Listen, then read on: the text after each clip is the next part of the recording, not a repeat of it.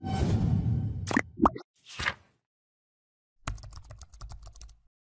friends, in this quick tutorial I'm going to show you how to hide a page in WordPress.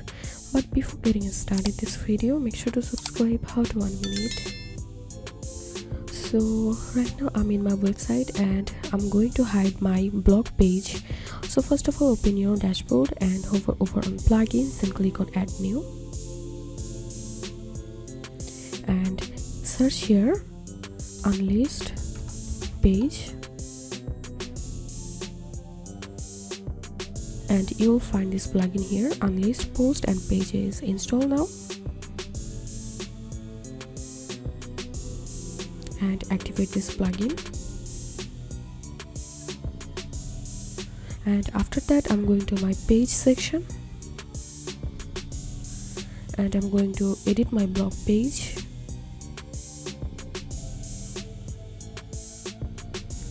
And after that, to the right hand side, here we can see a new option has been added here, unlist post. So right now this is unchecked, so for that we are able to show this blog page here. So I'm going to check this one, update. So that's it for now. If you find this video helpful, make sure to subscribe. How to 1 minute. Thanks for watching this video.